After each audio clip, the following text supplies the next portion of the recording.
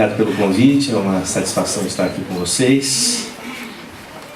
E vou falar sobre a glândula pineal, que fica no centro da tua cabeça. Eu acho que é muito importante a gente saber o que a gente tem dentro da cabeça, o que justifica a nossa estada aqui.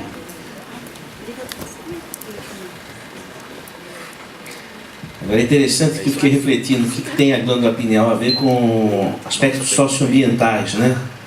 E tem tudo a ver. Porque a pineal fica bem no centro do cérebro.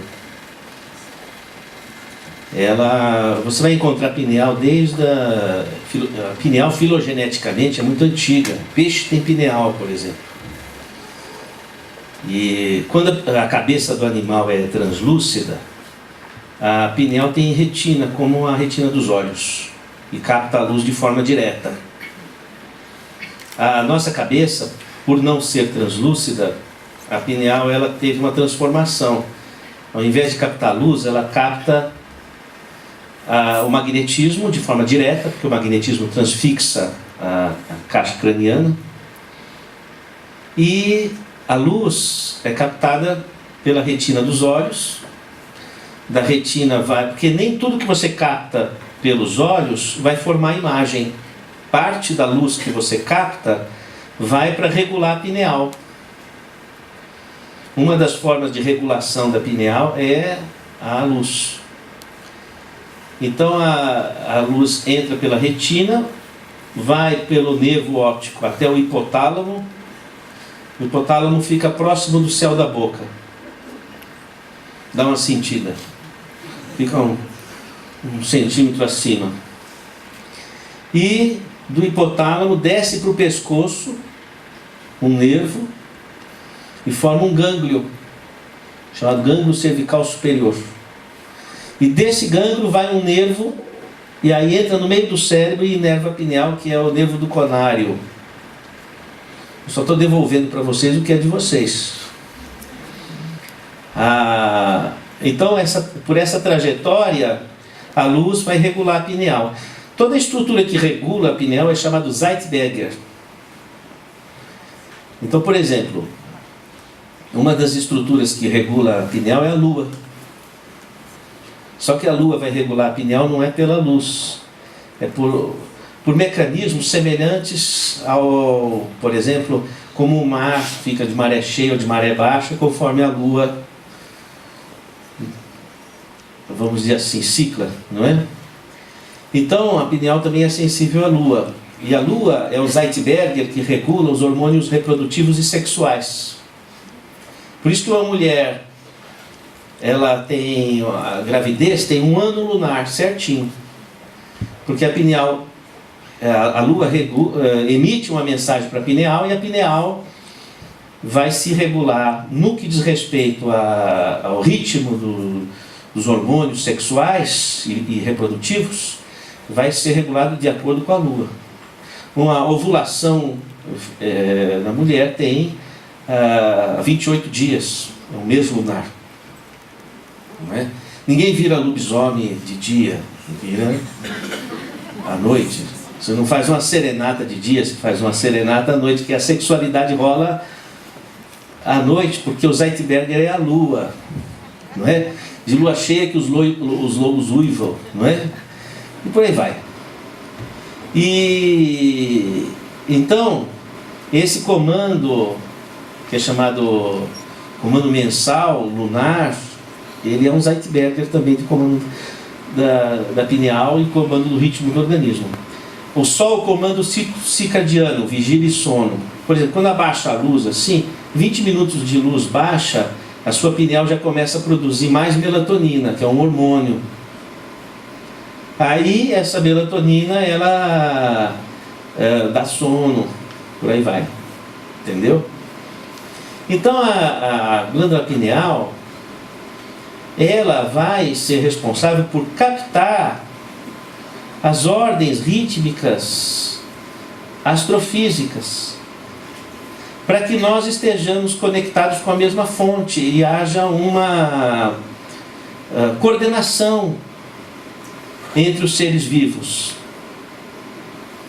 Então, os nossos organismos, eles funcionam sincronizados a partir desses Zeitbergers.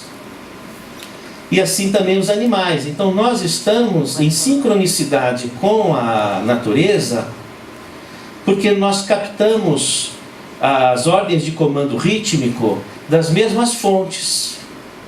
E aí nós traduzimos essa fonte para o nosso organismo de uma forma equalizada. Estou sendo claro na questão? Então, a glândula pineal, ela nos conecta com a biosfera. Ela faz com que a gente responda de uma forma uniforme e coordenada, referentemente às transformações astrofísicas. E isso nos coloca em sincronicidade rítmica, e cada espécie tem a sua ritmicidade, e assim a natureza se compõe. E nesse contexto é que a pineal tem a ver com aspectos socioambientais. Acho que convencia. Foi convincente a argumentação? Eu tinha que encontrar algum ponto de referência, não é? Mas de fato é essa a motivação. Veja que coisa interessante. A pineal, ela está habilitada por mecanismos que não se conhece muito bem a captar informações astrofísicas, Sol, Lua, informações astrofísicas desconhecidas e que coordenam vários ritmos hormonais no organismo, etc. Né? E eu fiquei refletindo a seguinte questão: se nós formos pensar na imortalidade do ser, que é uma hipótese, eu gosto de pensar essa questão do ponto de vista de raciocínio crítico científico. Tirar um pouco do monopólio desse assunto que está na mão das religiões, tirar esse monopólio das religiões e trazer para a nossa reflexão aqui. A vida após a morte do corpo físico, quer dizer, a consciência, a personalidade, ela persiste após a morte do corpo físico. Essa é uma questão que não foi respondida pela ciência, nem sim nem não. O que é um caminho interessante, porque a hipótese de a vida continuar após a morte do corpo físico é uma hipótese que, não tendo sido testada, não foi pesquisada de forma mais consistente. Então é um campo aberto dentro da ciência, e eu participo dessa hipótese de que o corpo, se morre o corpo, a pessoa mantém a consciência, não é?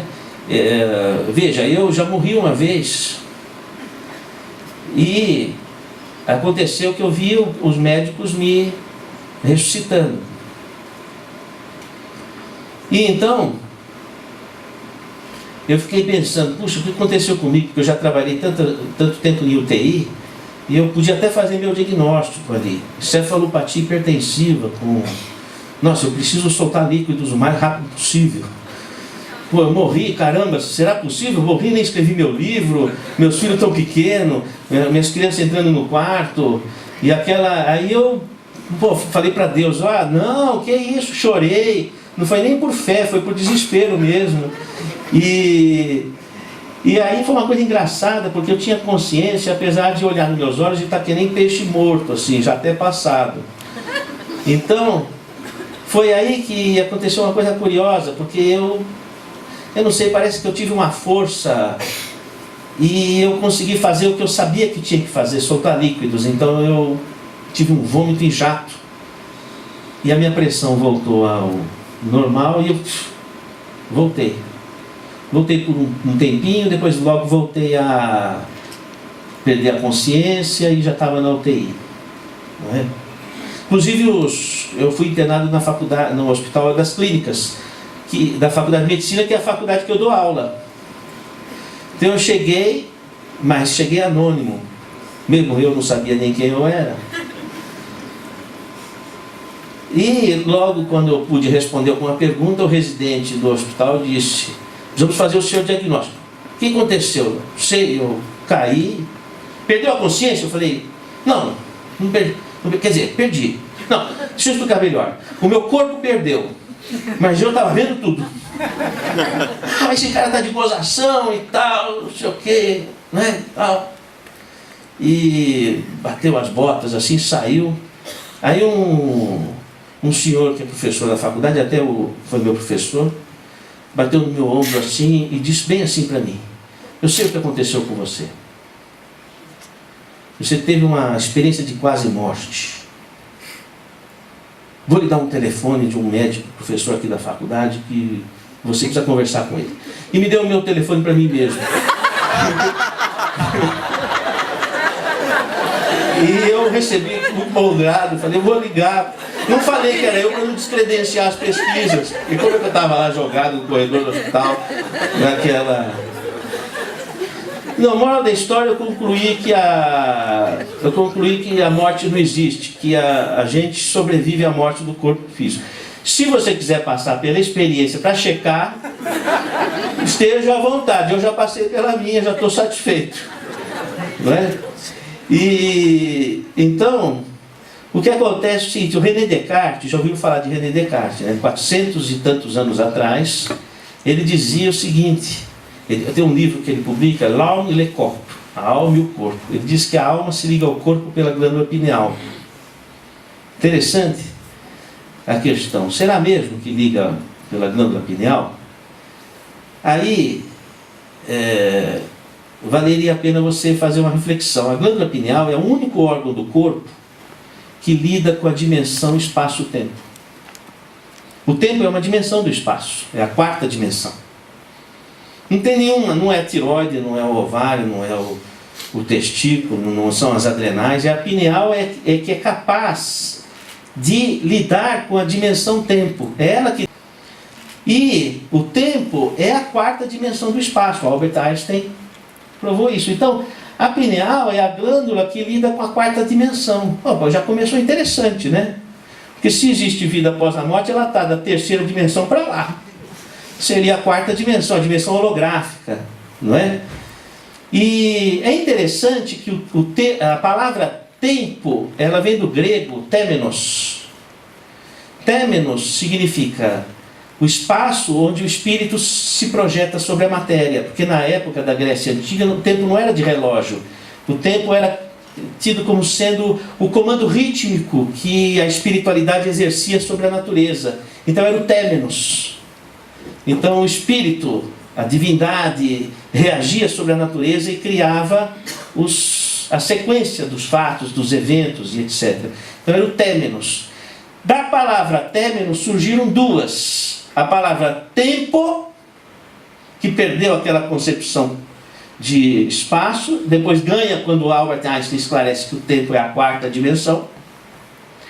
E a palavra templo, que manteve a concepção de espaço onde o espírito se projeta sobre a matéria, onde a divindade se projeta sobre a matéria. A palavra templo manteve essa concepção. Se você hipotizar que a quarta dimensão já é a dimensão espiritual, aquela que Platão descreve no episódio de na República, quando a pessoa sai do corpo e durante o sono e descreve uma cidade, o espaço, a corporeidade do mundo espiritual. Se você considerar que a quarta dimensão, que é uma dimensão do espaço, a dimensão espaço-tempo, seria equivalente ao espaço descrito por Platão em A República, no episódio de quer dizer, o espaço espiritual onde a vida se continua, não é? Então o tempo retomaria a concepção do temenos grego. E a pineal lida com esse domínio. O que é a outra dimensão, a dimensão espiritual? É a Lua? Não. É o Sol? Não. É outra galáxia? Não. É outra dimensão, que também é um espaço astrofísico. Então a pineal ela tem essa habilidade astrofísica. Então faz sentido quando o Descartes fala, é o ponto onde a alma se liga ao corpo. E portanto, pensaríamos que a pineal seria como uma antena. Sabidamente a pineal capta magnetismo e transforma em neuroquímica. Sabidamente. A partir de experiências já foram publicadas na revista Nature na década de 80, a mesma onde publicou Charles Darwin. Então, sabidamente a pineal ela ela transforma esse magnetismo. E o magnetismo, ele registra informação. Então, através da onda magnética, você é capaz de passar informação emocional, informação intelectiva. E a pineal, captando isso, ela vai trazer esse registro para o corpo. Não sei se fui claro na ideia. Vamos dizer que nós estamos falando de uma forma heurística. O que é heurística? Heurística é quando você tem algum conhecimento que não teve ainda uma comprovação científica cabal, mas possui estrutura suficiente para que a ciência comece a pesquisar. Por exemplo, quando Albert Einstein publica a teoria da relatividade, ele fala heurística da relação massa e energia. Por que heurística? Ele não tinha provado, mas as ideias que ele elaborou tinham uma estrutura tão sólida que a ciência poderia correr na pesquisa em torno daquela questão, e foi o que aconteceu. Então eu diria que esse raciocínio que eu estou colocando, ele é a heurística da relação espírito-matéria, o corpo-espírito, vamos dizer assim. Então, retomaríamos Machado de Assis, quando em Memórias Póstumas de Brás Cubas, ele vai dizer: a mente se debruça sobre o trapézio do cérebro. Quer dizer, não é o cérebro que gera a mente, mas a mente que ocupa o cérebro. Você comanda o seu cérebro. Olha, veja, se você fizer uma tomografia funcional, você vai poder observar que o que você pensa, o que você imagina, aumenta a circulação sanguínea nas áreas cerebrais pertinentes ao seu foco de pensamento. Por exemplo, você estava lembrando de alguma coisa, a área da memória hipocampal, a área da memória, aumenta a irrigação sanguínea naquela área, aumenta o consumo de oxigênio e de glicose, que é a área que está sendo usada, onde se projeta a memória, por onde ela extravasa. Então ali incrementa. Por exemplo, falando de uma forma metafórica, uma pessoa que gosta de falar mal da vida alheia, um fofoqueiro, uma fofoqueira, a área da fofoca no cérebro fica mais irrigada, cria músculo quase, porque ela está usando, e a pessoa cada vez fica mais capaz de utilizar a sua língua ferina, não é? Então, o que acontece? O que você usa na sua mente reforça no seu cérebro aquele padrão. Está claro a ideia? Então, o seu cérebro é um instrumento seu. Quando Machado de Assis fala, a mente se projeta sobre o trapézio do cérebro, é a mente, é a sua personalidade, é a sua intencionalidade que movimenta o teu cérebro. Daí, se você, por exemplo, está muito baixa autoestima, eu não sirvo, não dá, o que vai fazer? As áreas cerebrais que te levam à percepção dos seus aspectos limitadores, ela fica mais forte. Então a tua percepção de realidade, vamos dizer assim, que te leva a aspectos limitativos, fica reforçada. Aí você não encontra solução, não encontra saída. Se você pensar que aquela pedra no caminho, né, como dizia Drummond de Andrade, havia uma pedra no meio do caminho havia uma pedra.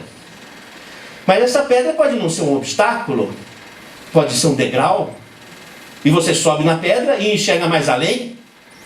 Então, uma pessoa que enxerga o lado positivo daquilo que é difícil, daquilo que aparentemente é um obstáculo, ela vai estar reforçando no cérebro a abertura da circuitaria nervosa que te permite enxergar soluções e encontrar aspectos construtivos na realidade que vive. O cérebro fica esperto para abrir toda a circuitaria de percepção e você enxerga respostas onde antes você não enxergava.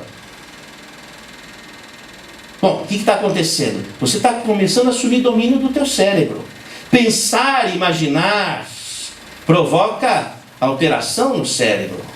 Antigamente pensava-se que a imaginação era como uma realidade virtual, como uma imagem de um espelho destituído de representatividade física, mas ali se atravessou o espelho. O pensamento, que é uma energia. Por que o pensamento é uma energia? Porque o pensamento, quando você pensa, se há consumo de glicose, se há movimentação microcirculatória no cérebro, então o pensamento movimenta a matéria. Toda força que desloca a matéria é energia. Então, fisicamente, o pensamento é concebido como energia. E essa energia é o produto da tua personalidade, da tua volição, da sua vontade. E essa vontade vai acionar no teu cérebro os circuitos de percepção que você está buscando. Muito importante saber o que a gente quer. Já Fernando Pessoa se preocupava com a questão. Dizia ele: nasci sem saber falar e vou morrer sem ter sabido o que dizer. Sou como uma abelha no campo sem flores. A gente precisa saber para o que a gente veio ao mundo. Qual é a sua missão? A sua missão é algo mais do que a sua obrigação, da construção da sua base de cidadania. Vai um pouco além disso. É o seu contributo para a humanidade. É aquilo que contribui para uma humanidade justa e fraterna. É o seu contributo para isso. É o algo mais que você realiza. Quando você encontra esse foco dentro da sua vocação e aptidão, você tem aquela euforia saudável de viver e o teu cérebro reage abrindo a circuitaria nervosa que te leva à percepção construtiva de toda a realidade que te cerca, ainda que essa realidade seja o desafio de uma pessoa difícil, de uma relação difícil, de uma doença, de um problema financeiro, de um problema interior, seja o que for. Então, você tem um domínio sobre a tua estrutura cerebral. E como é que isso aconteceria? Quer dizer, você emite uma ordem de comando para o corpo através de forças magnéticas. E o sensor responsável por isso seria a glândula pineal. E se tirar a pineal, o que acontece? Eu tenho vários pacientes que não têm pineal. Como tatu também não tem. Então, o que acontece? A pessoa, ela fica um pouco aérea. Falta um pouco de conexão com a biosfera. Eu falei que a pineal nos coloca em contato, né? Então parece que viajou Brasil-China várias vezes e perdeu aquele fuso horário, não é? A pessoa fica muito perceptiva, como se tivesse usado talvez um pouco de êxtase. Então, porque eu tinha uma paciente que ela usava êxtase, que eu desaconselho. E ela dizia para mim assim: doutor, foi demais. Não preciso te explicar, doutor, o senhor não vai acreditar em mim. Não é? Eu danço e a banda me obedece. O senhor precisa de ver o que foi aquela rave. Eu danço e a banda me obedece.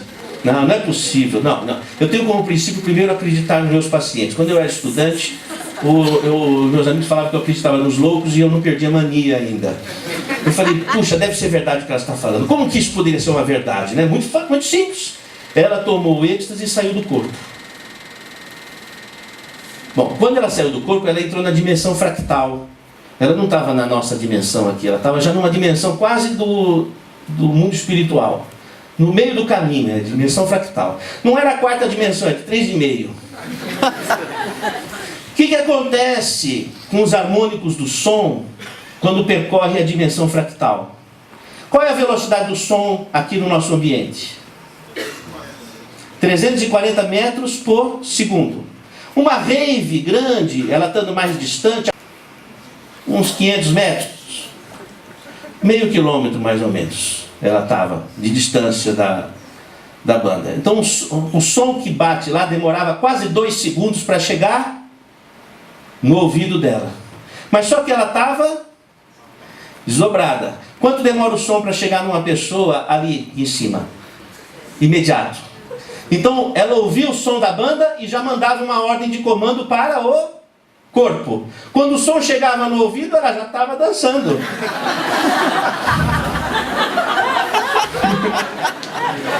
Qual era a sensação dela? Pô, eu estou dançando, a banda comanda. Eu comando a banda? E ela falou: foi bárbaro aquilo, não é? Isso acontecia com os iogues. 5.000 anos antes de Cristo, os iogues, eles eram um povo que tinha domínio do cavalo. Aquele domínio do cavalo se dava porque não tinha estribo, não tinha sela, não tinha nada disso. Aquele domínio do cavalo se dava porque ele entrava em desdobramento e ele antevia o movimento do cavalo. Então ele tinha perfeito domínio. Então era um povo que, yoga quer dizer jugo, que conseguia domínio ou subjugar o cavalo. Depois, esse tipo de postura de desdobramento que permite a antevisão, que acontecia num estado depois de Zen, chamado de Zen, de Nirvana, não é? É um status mediúnico, um status de semitranse. Então a pessoa tinha um domínio, era um treinamento que eles faziam, eles iam os cavaleiros. Depois disso vai para o Zen budismo, naquela figura do menino que não sabia o que fazer com o laço que estava na mão, aí ele encontra um boi. O boi é o problema. O que eu faço com esse boi? Vou laçar o boi. Ele laça o boi reluta, ele sobe em cima do boi, o boi reluta e acostuma. Está dominando o problema. Aí ele vai até a casa dele, conduzindo o boi desiste, dorme e ele dorme em cima do boi. Resolveu o problema. É subjugar o problema. É o Zen do Zen budismo.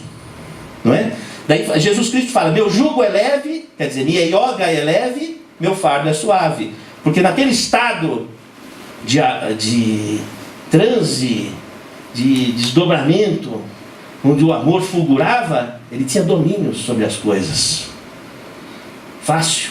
Como o yogi tinha domínio sobre o cavalo, daí jugo, não é? Então, acontece que a moça com o êxtase, ela não tinha domínio de nada, ela estava meio confusa. Mas se ela soubesse fazer a mesma coisa que o êxtase, mas sem precisar do êxtase, porque o êxtase te leva para o transe, mas você não sabe voltar. Esse é o problema. Agora, quando você vai por você sabe voltar.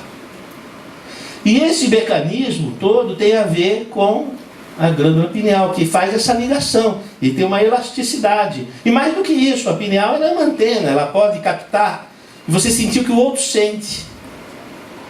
Ou pode captar uma personalidade de uma pessoa que já morreu. Como é que é isso? Machado de Assis também vai explicar em O Alienista, vai cair no vestibular. Simão Bacamarte, o psiquiatra, ele vai dizer para o seu discípulo, né? Porque Simão Bacamarte ele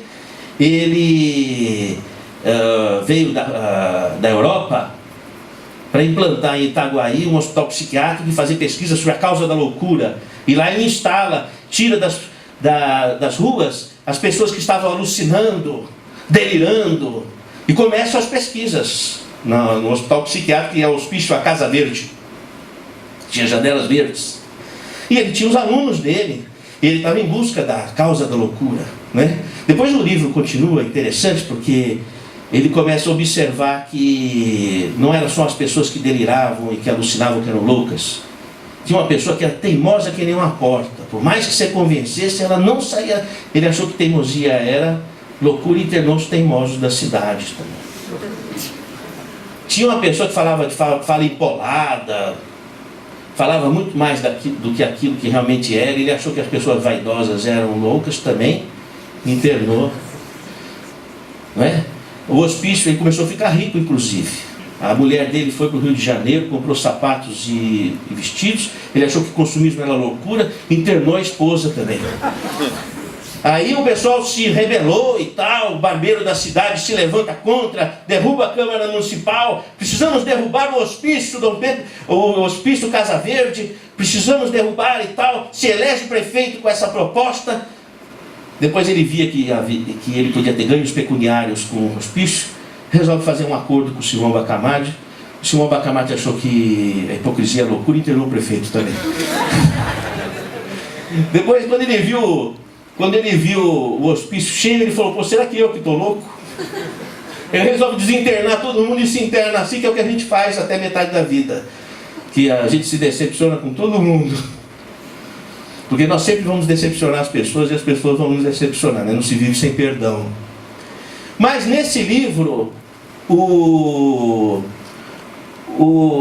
Simão Bacamarte, o psiquiatra, fala para os alunos dele, descobrir a causa da loucura. São espíritos zombeteiros que se intrometem na mente da pessoa e a fazem enlouquecer. Não é? Então, o Código Internacional de Doenças, o CID-10, colocou um diagnóstico muito interessante.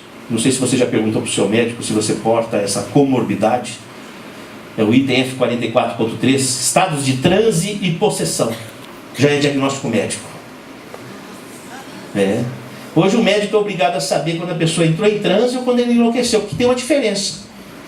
Porque a loucura do transe, quando a pessoa não tem domínio e ela perde a crítica da razão, no estado de transe é uma loucura que vem de fora e desequilibra a pessoa.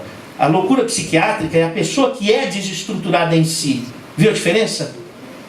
É muito diferente, mas nos hospitais psiquiátricos, nos consultórios de psiquiatria, não faz diferença nenhuma. Todo mundo, todos os gatos vão para o mesmo balaio. Os hospitais estão lotados, a psiquiatria está terrível, ninguém acredita mais em nada, a medicina está materialista e a coisa está grave. Então, enche de comprimidos e por aí vai. São importantes, mas há que ter um bom senso. Mas a glândula pineal tem a ver com esse negócio. Você entender como é que esse mecanismo de relação corpo-espírito, e se é verdade que existe vida após a morte, existe uma rede sociocibernética de interações mentais, porque tudo interage no universo. O seu corpo, o que é o seu corpo? O seu corpo é a anatomia que você estudou na escola, mas veja bem, a sua pele não tem Streptococcus epidermidis, não estou rogando praga, eu estou explicando o que é. É uma bactéria boa. Uma bactéria boa. Se tirar o Streptococcus epidermidis, a pele mofa, cria fungo da micose. Por quê? Porque essa bactéria protege. O intestino, 2/3 do seu cocô é bactéria. Desculpa falar.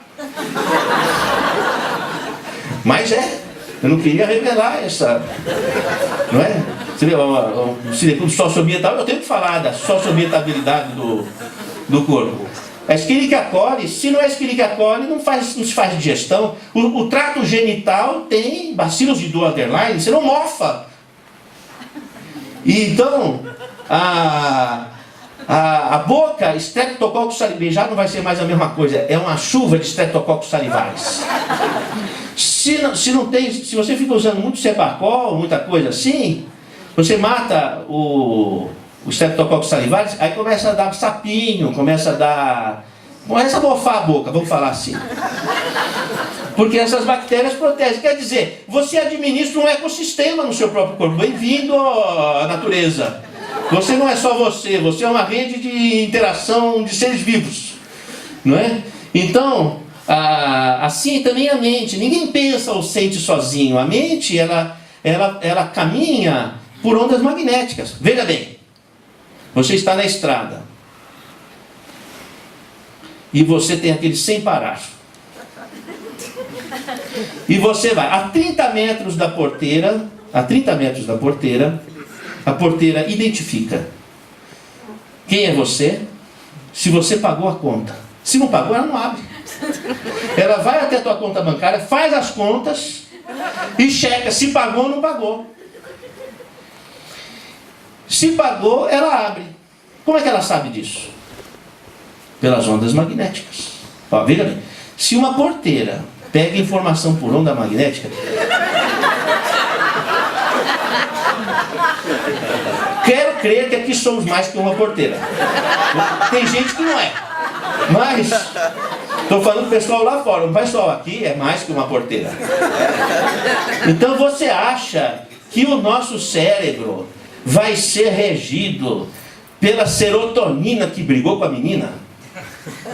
Que o médico fala, não, a sua serotonina brigou lá com a hidroxitriptamina, com a sua adrenalina, aí você ficou lelé da cuca. Você acha isso? Ora, veja, mais inteligência. Se a porteira registra informação por onda magnética, o seu cérebro está no computador quântico para lá. Então você pensou, você fez conexão. Com além e com a quem. É lógico, só falta você perceber isso. Quer ver uma questão curiosa? Quantos tipos de órgãos do sentido a medicina reconhece? Sim. Quantos? Sim. Isso, 23. Segundo os registros dos livros de histologia. Você não usa seus 23 órgãos dos sentidos conhecidos? Lógico que usa, você só não tem consciência disso. Nós temos muito a descobrir sobre o nosso universo perceptivo. Por exemplo, seu pé está dentro do sapato. Só que você não tinha percebido isso até eu ter falado. Quer dizer, a informação você está captando, mas a sua atenção não estando voltada para aquilo, você não percebe. Então, muita coisa você capta e não percebe. Aí vem aquele choro que não sabe do que se chora, aquela tristeza que não sabe de onde vem a tristeza, aquela briga que não sabe de onde surgiu, aquela persecutoriedade, aquele pensamento intrusivo que não sabe de onde veio. Como não sabe? A nossa mente, olha, lembra da porta, cria volume.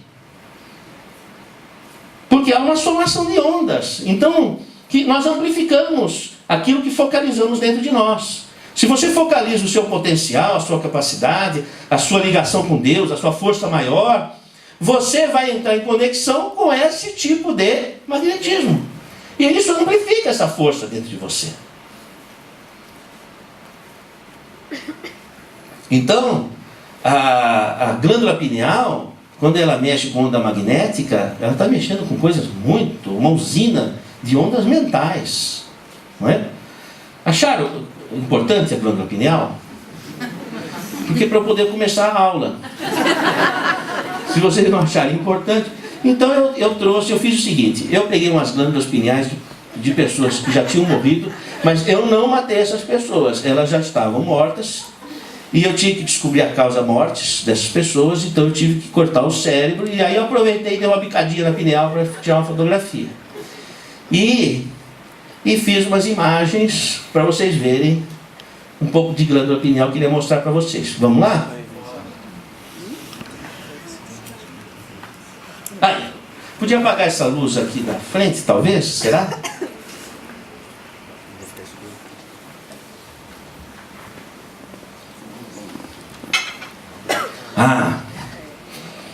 Eila.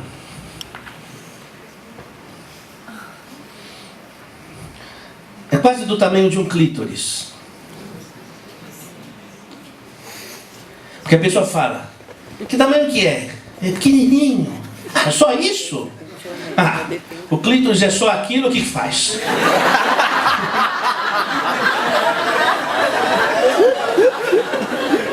Não, eu tenho que defender o tamanho da glândula pineal.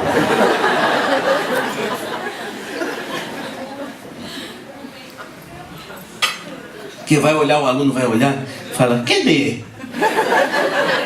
Aqui. Aonde? Aqui. Onde eu estou pondo a caneta? Debaixo da caneta. Só isso? Aí eu tenho que explicar, né? Que o só isso pode ser muito.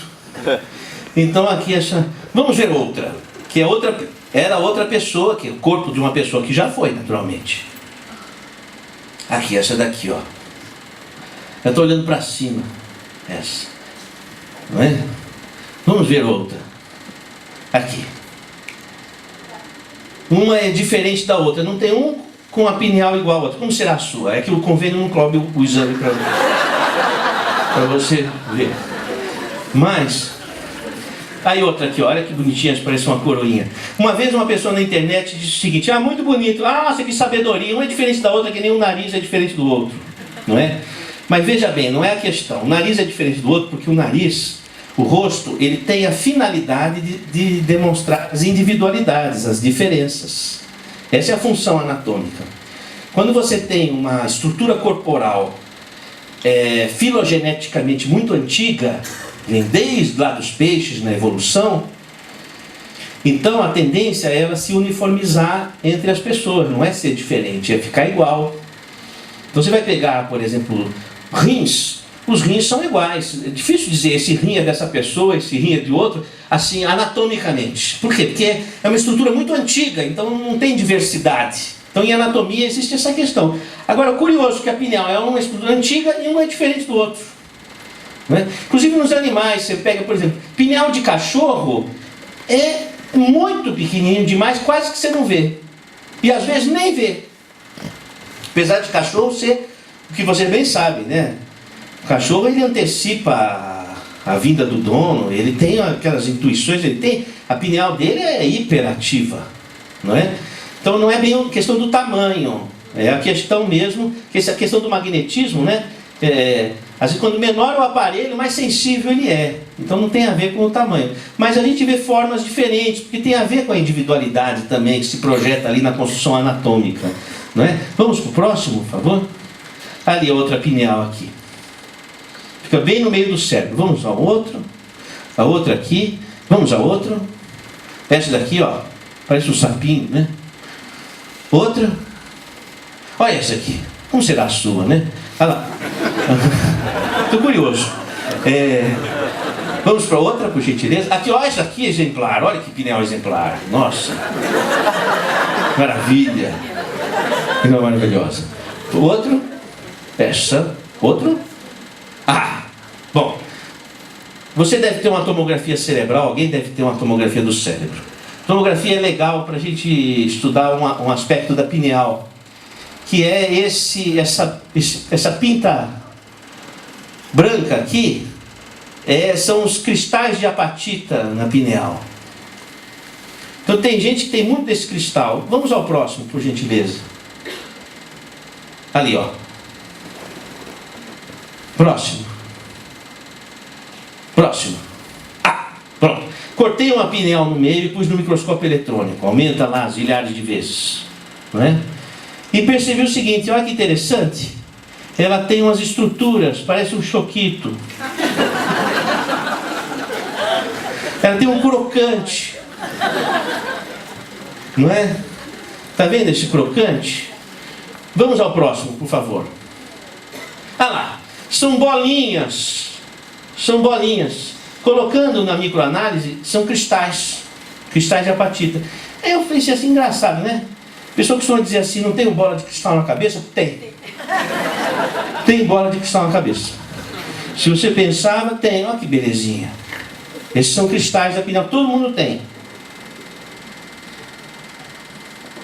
Tem gente que tem mais. Isso dá uma característica diferente. Quem tem menos, tem mais desdobramento, saída fora do corpo. Quem tem mais cristal, puxa mais para si, aquele que recebe o espírito. Entendeu?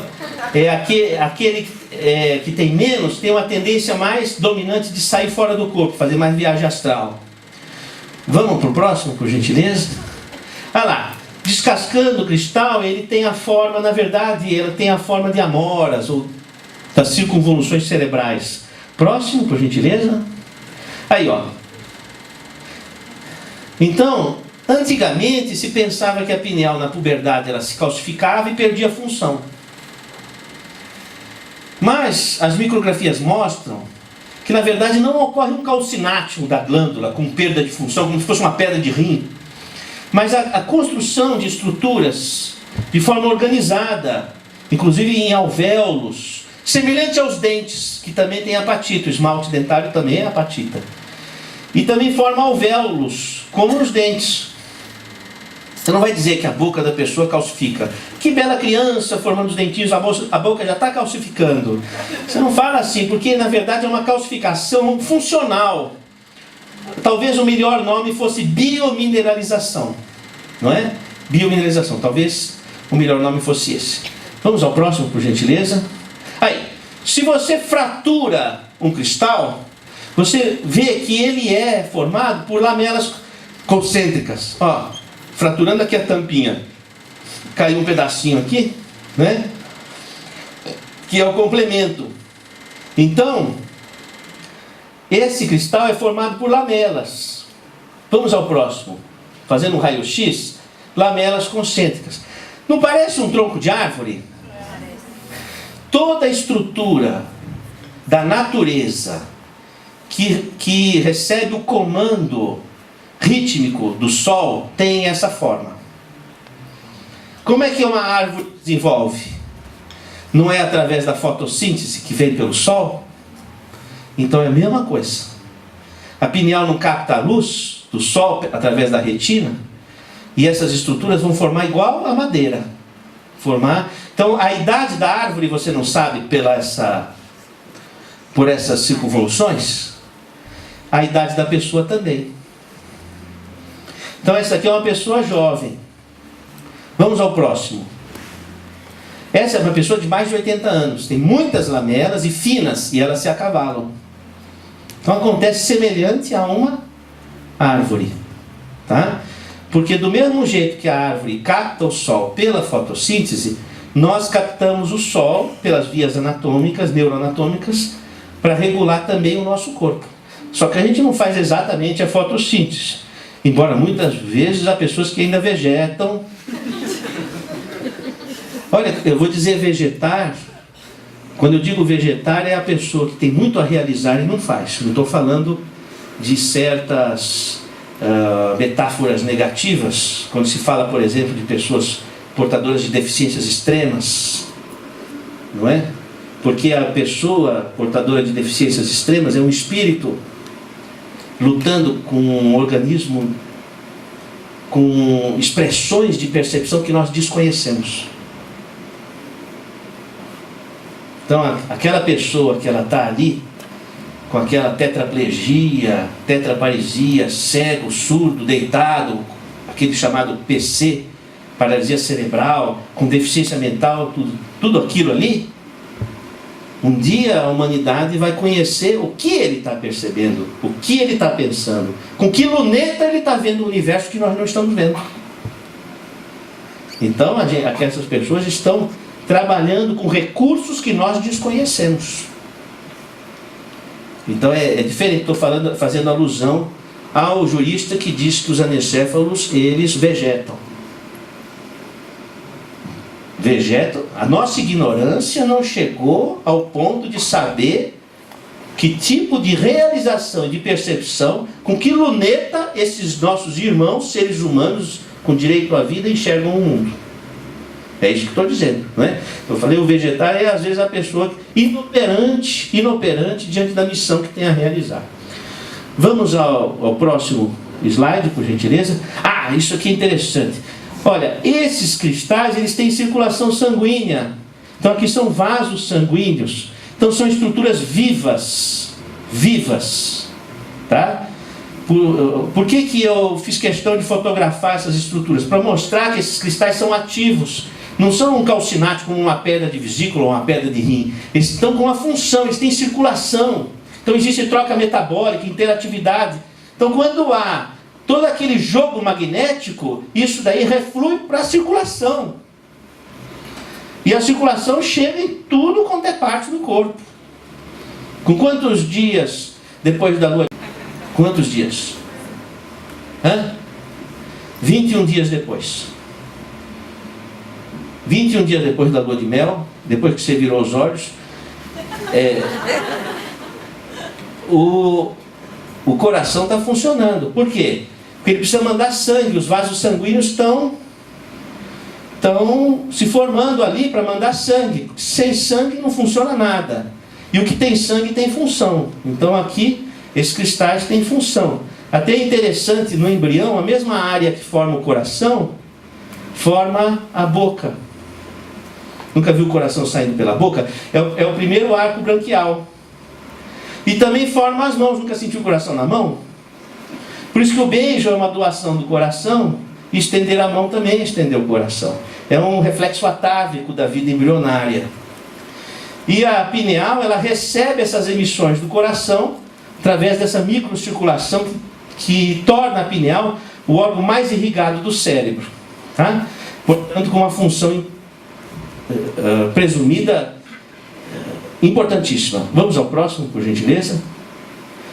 E como é que seria isso? Esse fui eu que desenhei, quer dizer, me desculpe, pode fazer análise psicológica da limitação cognitivo-motora e tal. Não me lembro como é que eu fiz esse círculo tão perfeitinho. Mas, aqui estão os cristais. Eles são diamagnéticos, eles repelem, eles rechaçam o campo magnético. Tá? Porque tem muito elétron na superfície. Então o campo vem, bate num cristal, ricocheteia para o outro, que bate e ricocheteia para o outro. O que acontece aqui?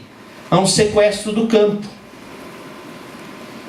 É como, por exemplo, vamos supor, você tem aqui uma pessoa pensando ela emite o pensamento que vem por onda magnética, e aquele pensamento entra no teu cérebro por esse mecanismo.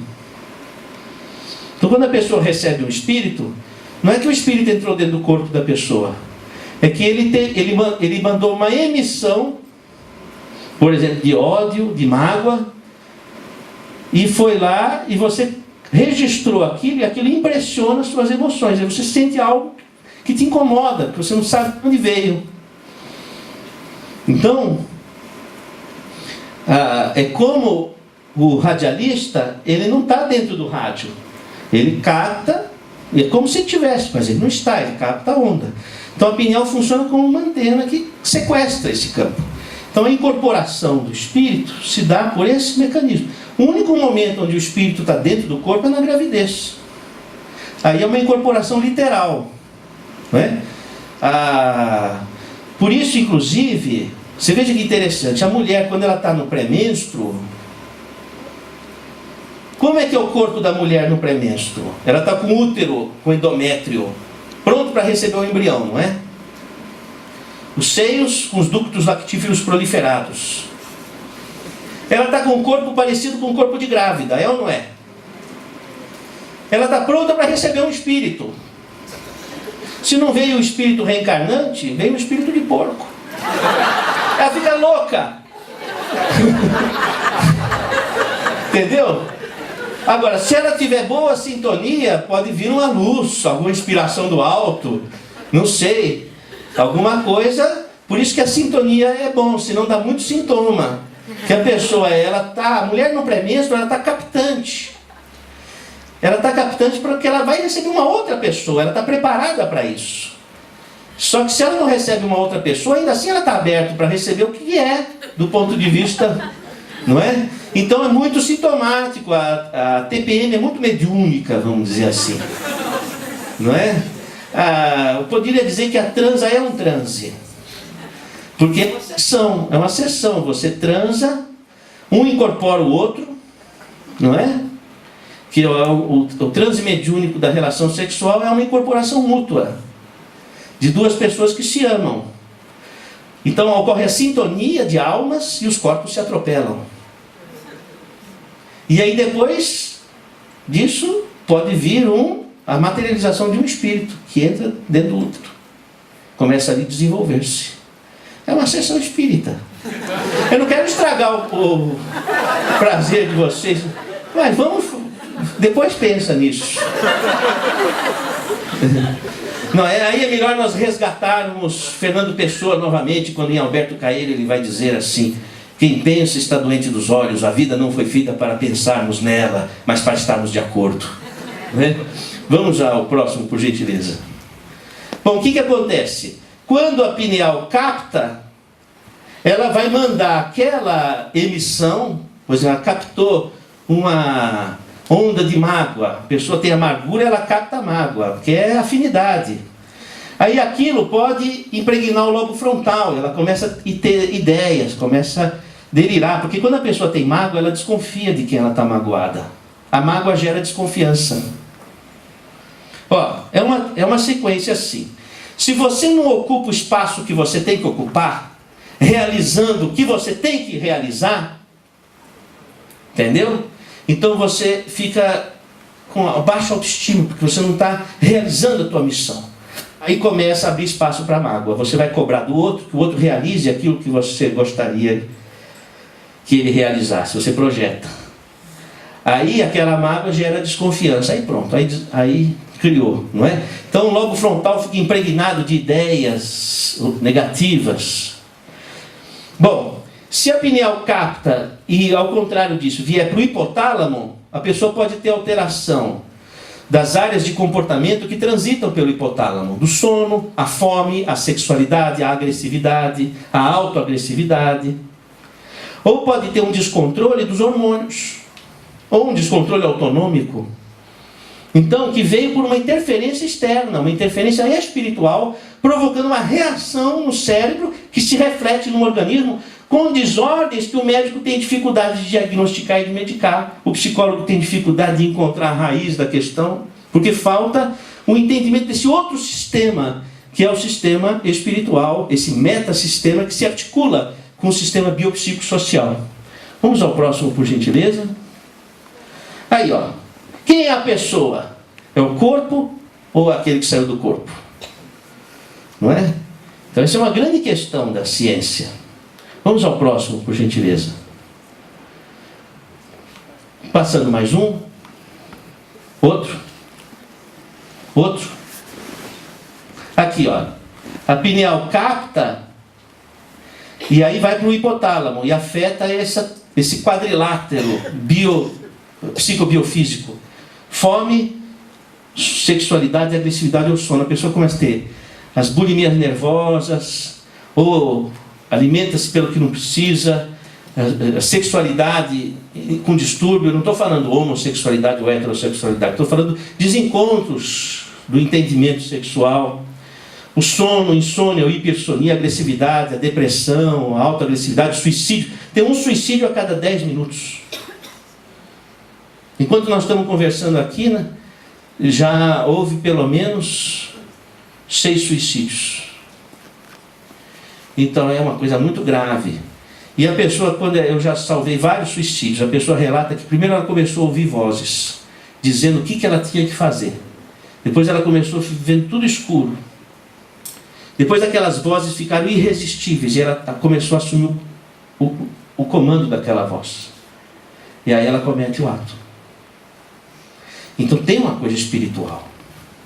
Esse negócio não é só para ser resolvido no comprimido. Sabe? Nós temos que pensar nessas coisas. Vamos para o outro, por gentileza. Acabou. Tem mais? Não? Tá. Bom, gente, eu me coloco à disposição para a gente conversar sobre o assunto, se vocês tiverem interesse na questão. Não é?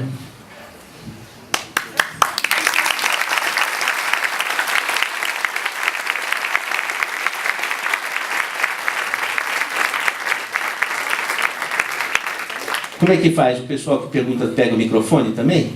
Só um minutinho. Tá ok.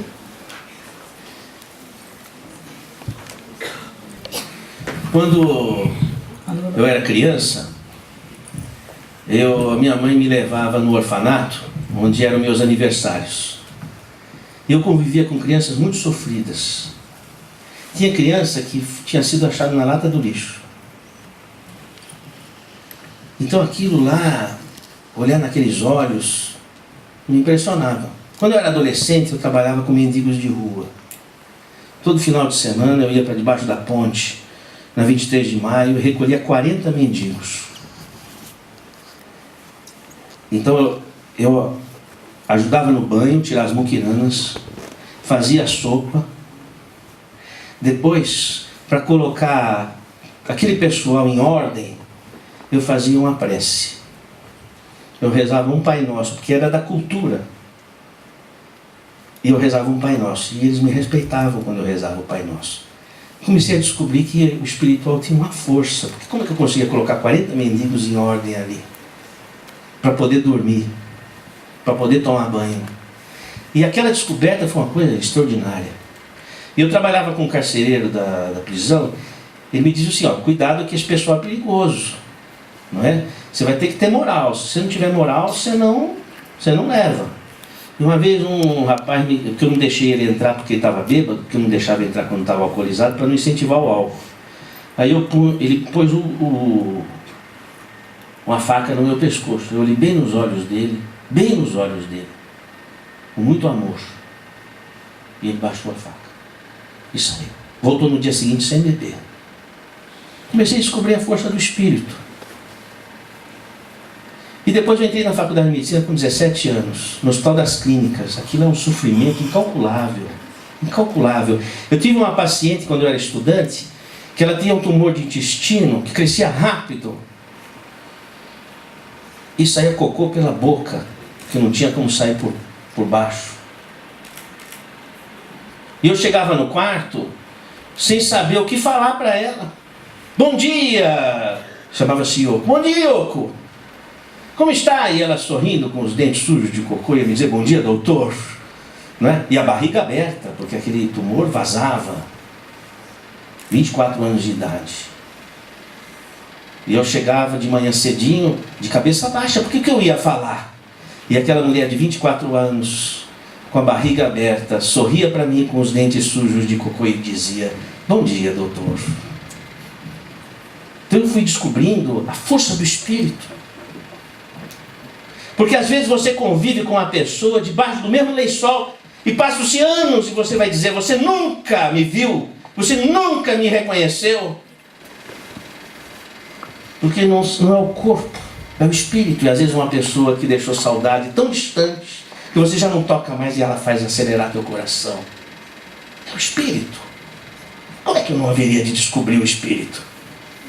Porque o que é enxergar uma pessoa se não é compreendê-la? O que é ver um Espírito? É enxergar o outro. É compreender o outro. E você só compreende uma pessoa se você ama. E o amor é uma força do Espírito? Ou vai dizer que é o desequilíbrio de sódio e potássio? Por esses caminhos a gente vai descobrindo. Mas eu ainda estou tentando enxergar as pessoas. Ainda estou tentando enxergar o que está por trás da matéria, o que está por trás do olhar.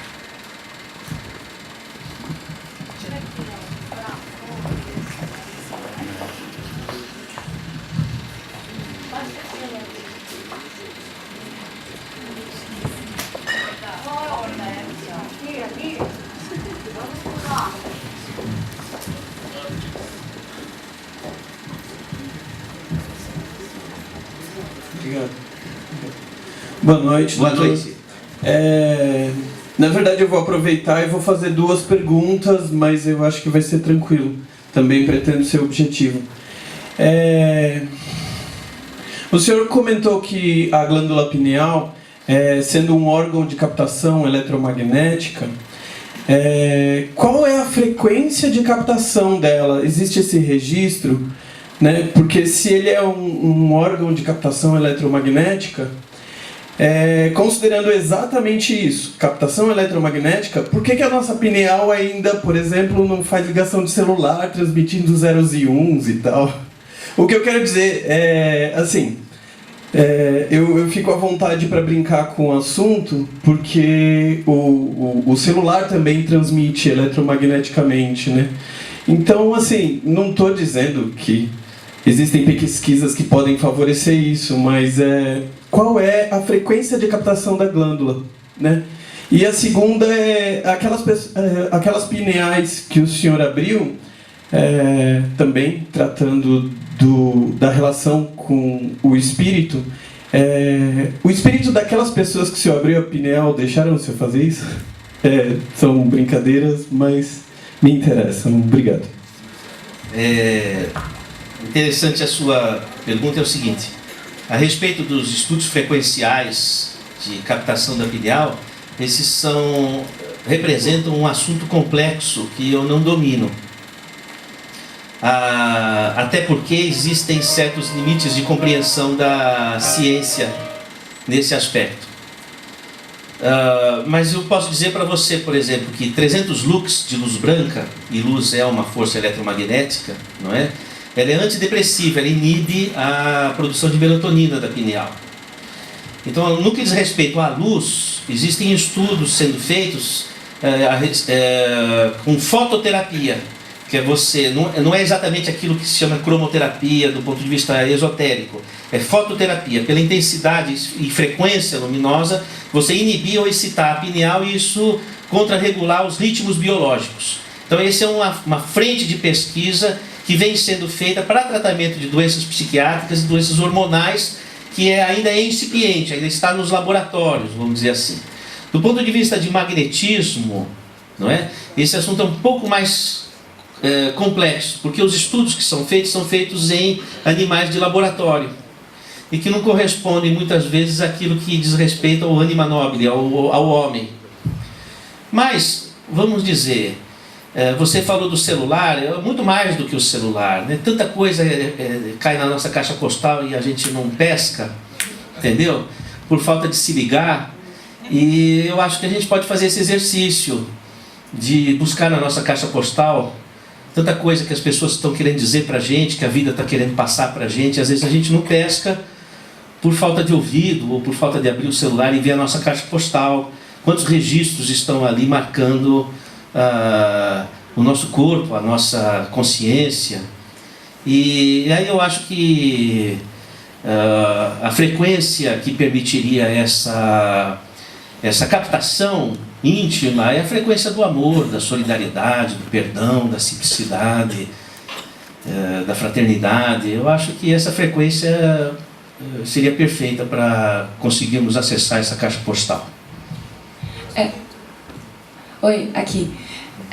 Depois de ouvir você falar, assim, e também muito pela pergunta do colega, eu fiquei pensando um pouco numa situação que a gente se coloca meio vulnerável, assim, a gente fica recebendo esses estímulos e se você for um pouco mais sensível, você acaba se relacionando com ele e todas as respostas que você vai dar a partir desses estímulos que você recebeu.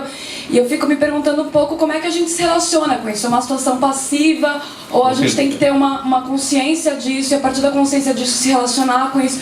É um pouco assim, que me preocupa talvez um pouco tudo isso que a gente está sendo exposto, sabe? Boa pergunta. Eu vou antes responder a segunda pergunta do colega, que é o seguinte, por um acaso, eu estava dissecando um cadáver e havia comigo um amigo que morava no interior, estava fazendo estágio em São Paulo. E ele me contou uma história curiosa.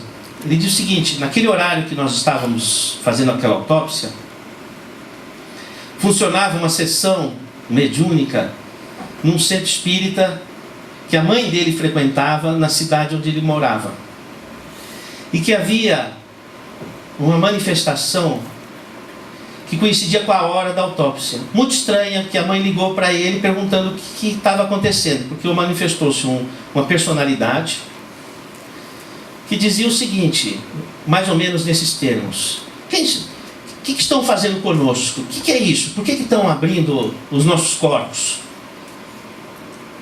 E aí, essa personalidade olha e diz assim: mas interessante, e aquela luz que está vindo irresistível, não é? Duas pessoas chegando muito sérias, e aquilo apaziguou o espírito. E naquele apaziguamento ele entrou numa sintonia favorável, e ele enxerga um túnel de luz e ele sai. E aí ele manifesta, hipoteticamente, nessa sessão. O que se entendeu é o seguinte: como eu estava com uma postura de muita seriedade e respeito para com aquele cadáver, e de profundo agradecimento pela possibilidade que ele estava dando da medicina progredir e beneficiar a humanidade, e então aquilo criou uma psicosfera, e era sincero a minha posição, então aquilo criou uma psicosfera favorável.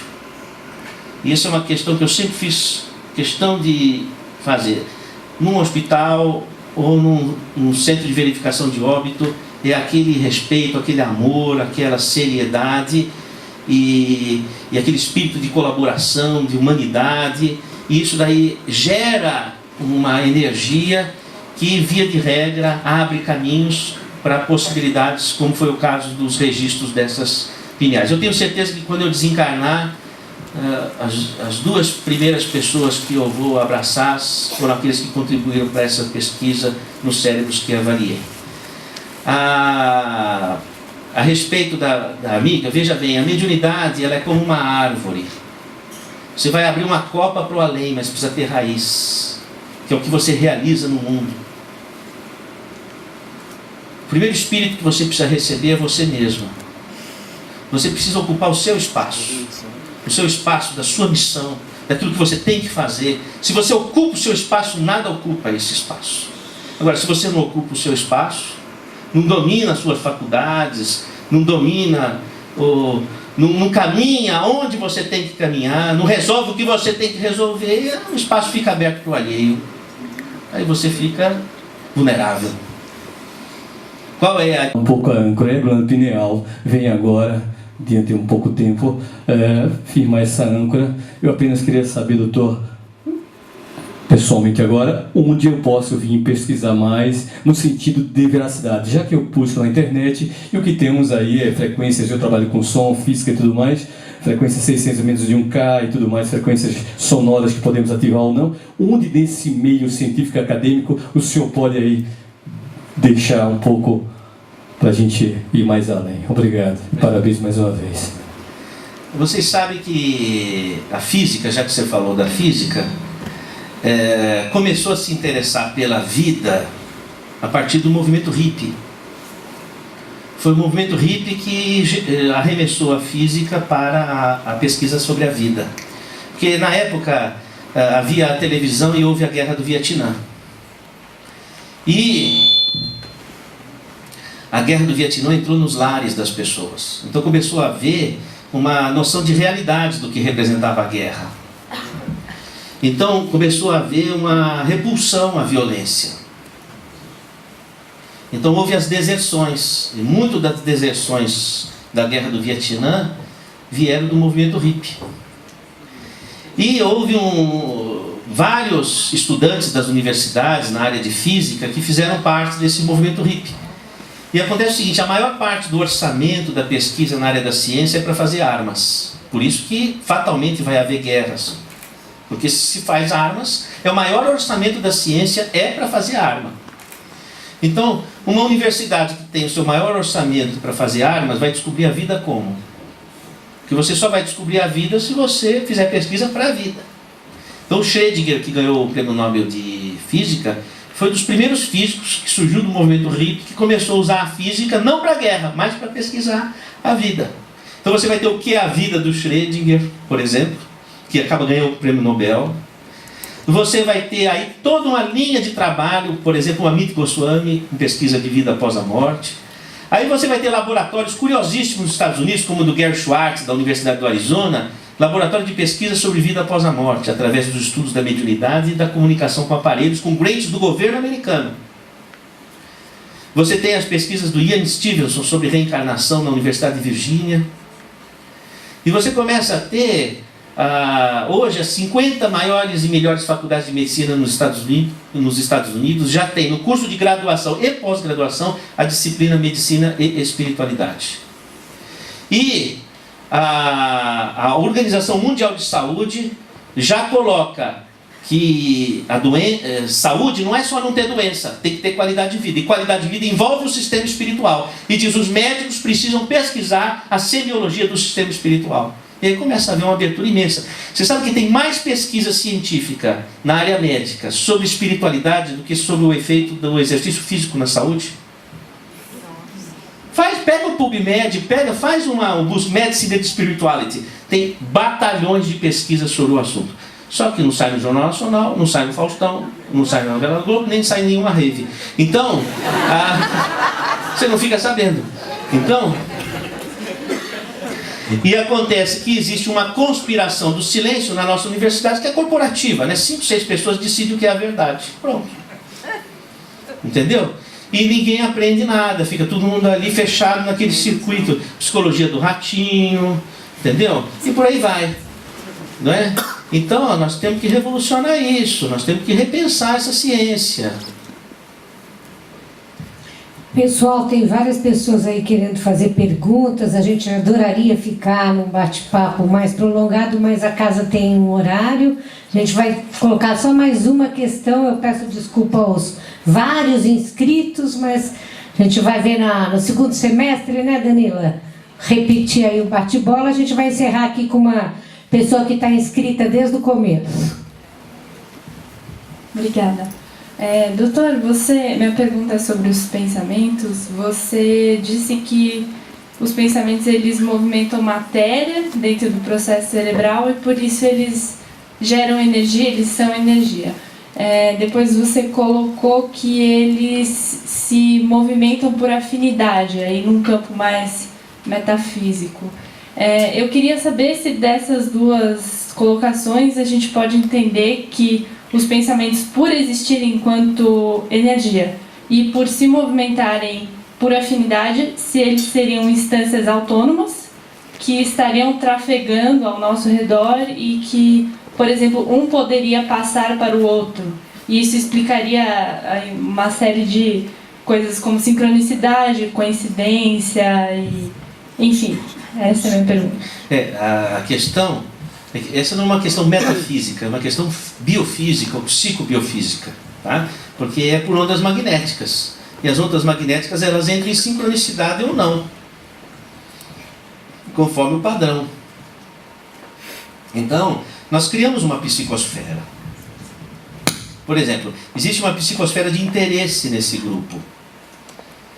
Existe uma empatia. Então, é uma psicosfera que está sendo criada aqui. Uma psicosfera de esperança ou de perspectiva. Então, esse território mental, ele foi criado, ele é uma estrutura. E essa estrutura reage no sistema. Por isso que é importante a gente cuidar do pensamento, cuidar das emoções, da palavra, da atitude, como a gente cuida de um jardim. Aí a gente constrói a nossa realidade. A nossa realidade é uma construção de atitudes. O que é o karma? Karma quer dizer atitude. Você sai do karma se você muda de atitude. Então essa transformação de atitude na direção do amor, que é o perdão, é a humildade, a solidariedade, é a simplicidade, é a fé, é a coragem, é a alegria. Esses instrumentos de vida, quando a gente projeta nas nossas atitudes, nas nossas palavras, a gente constrói, e a nossa realidade se reflete, né, a partir dessa construção. Que a gente costuma muitas vezes reagir é catártico, é emocional. As coisas acontecem e eu reajo. Eu não me entendo como construtor da minha realidade. E fico como estrutura passiva e receptiva desse sistema. Mas não é assim. Você é ator da tua vida. E aí você, de acordo com a sua ação, com a sua palavra, com a sua atitude, você constrói o porvir. Então, a mesma coisa acontece quando você coloca a culpa dos seus problemas na outra pessoa. Então você delegou o seu bem-estar ao outro. Quer dizer, a tua vida só vai mudar se o outro mudar. Você está na mão da pessoa. A culpa é sua. Por causa de você eu estou assim. Então, depende da pessoa a sua felicidade. Você perdeu o domínio de si. Agora, se você encontrar a sua cumplicidade com aquilo que te magoou, então, eu também fui cúmplice disso, por alguma atitude, por não ter tomado uma posição adequada, que talvez eu não saiba agora, mas sou cúmplice. Se eu fui cúmplice do que me aconteceu e me magoou, eu também sou o articulador da transformação dessa realidade. Então, na medida que eu também assumo a minha cota de culpa, não no sentido de cultivar a culpa, mas no sentido de entender a sua participação naquele roteiro que te magoou, que te marcou, na medida que você assume essa responsabilidade, você também assume que você tem domínio de transformação. Então nós temos que assumir domínio sobre a vida que nos pertence. E aí nós vamos construir, gerando o pensamento, materializando o sentimento e o pensamento em atitudes, em palavras. Palavra tem uma força incrível. Não se deve jogar conversa fora e palavras fora, que tem muita força. E isso pode construir ou destruir. E tudo isso não é metafísica, isso é psicobiofísica.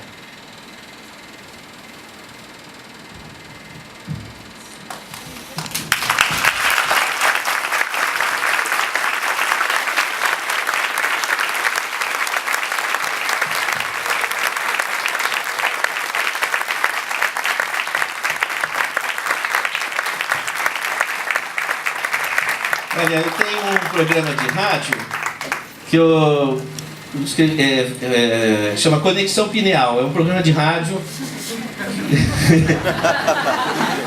que na verdade é assim, é enxergar a vida de forma holográfica. A Conexão Pineal é tudo que representa essa conexão holográfica, né? É 1450 AM nas terças-feiras às 13 horas ou pela internet, radioboanova.com.br, procura Dr. Sérgio Felipe ou Conexão Pineal. E aí tem uma sessão de perguntas dos ouvintes e tal, e a gente pode estar se comunicando pelo rádio, que eu acho bem legal. Também uma forma interessante de comunicação, de povoar aí, de boas vibrações o nosso espaço físico, né? Olha, eu sou muito grato à receptividade sobre esse assunto, eu fico muito feliz, porque sejam as universidades, sejam as empresas, nós estamos muito carentes de uma reflexão para uma nova atitude, muito carentes. E quando eu vejo pessoas aqui numa quinta-feira à noite, dispostos a ouvir esses assuntos, eu enxergo pessoas transformadoras. Porque errar porque a gente não conhece é perdoável. Mas agora eu jogo para vocês. Saber e não fazer não se desculpa. Tá bom? Obrigada pelo certo, obrigada pela presença de todo mundo. Venham para as concessões. Boa noite.